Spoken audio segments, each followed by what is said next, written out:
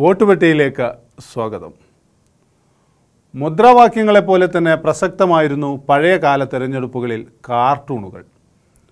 ഇന്നും ചർച്ച ചെയ്യപ്പെടുന്ന ഒരു കാർട്ടൂണാണ് മാധ്യമത്തിൽ വേണു വരച്ച കോലിബി സർക്കസ് എന്ന കാർട്ടൂൺ. ഒരു സൈക്കിളിൽ കരുണാകരൻ ബാലൻസ് ചെയ്ത് ലീഗിനെയും BJPയെയും കയറ്റി ചവിട്ടിക്കൊണ്ടുപോകുന്നതായിരുന്നു ആ കാർട്ടൂൺ.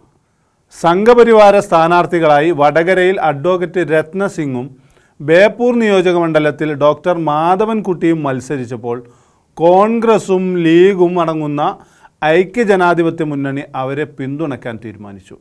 അതാണ് കുപ്രസിദ്ധമായ കോലിബി സഖ്യം എന്ന പേരിൽ വിളിക്കപ്പെട്ടത്.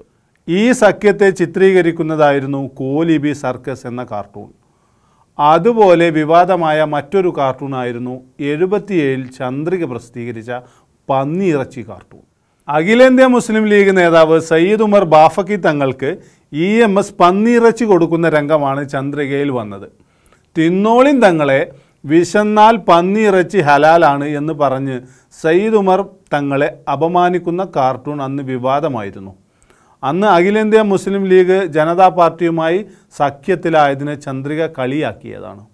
മൊയ്തീൻ കുട്ടി എന്ന ബാവഹാജിയെ പോലെ ജനതാ പാർട്ടി എന്ന ജനസംഘം എന്ന് CHൻ്റെ ഉപമ ശ്രോതാക്കൾ ആസ്വദിച്ചു.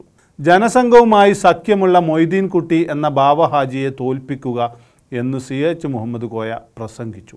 ബഹറിൽ മുസല്ലയിട്ട് നമസ്കരിച്ചാലും RSSകാരോട് കൂട്ടുകൂടില്ലെന്ന CHൻ്റെ പ്രസിദ്ധമായ പ്രസ്താവന അന്നായിരുന്നു. തിരഞ്ഞെടുപ്പ് കഴിഞ്ഞു. പാർലമെൻറ്റിലേക്ക് ഇബ്രാഹിം സുലൈമാൻ സേട്ടും നിയമസഭയിലേക്ക് CH മുഹമ്മദ് കോയയും വിജയിച്ചു. പക്ഷേ കാർട്ടൂൺ വിവാദം തീർന്നില്ല. കാർട്ടൂൺ കോടതി കയറി.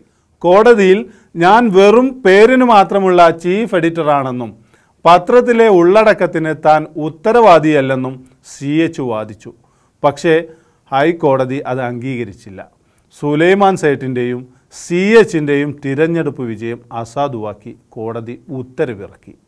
പിന്നീട് സുപ്രീം കോടതി വരെ നീണ്ട വ്യവഹാരത്തിനു ശേഷമാണ് തിരഞ്ഞെടുപ്പ് ശരിവച്ചത്. ദേശാടന പക്ഷികൾ വരവായി എന്ന അടിക്കുറിപ്പിൽ വേണു വരച്ച മറ്റൊരു കാർട്ടൂണും ലീഗിനെ പ്രതിസന്ധിയിലാക്കിയിരുന്നു.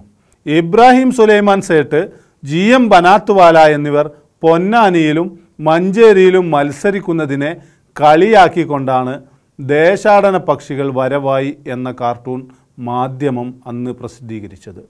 വോട്ടുപെട്ടി വിശേഷങ്ങൾ അവസാനിക്കുന്നില്ല. പുതിയ വിശേഷങ്ങളുമായി വീണ്ടും കാണാം.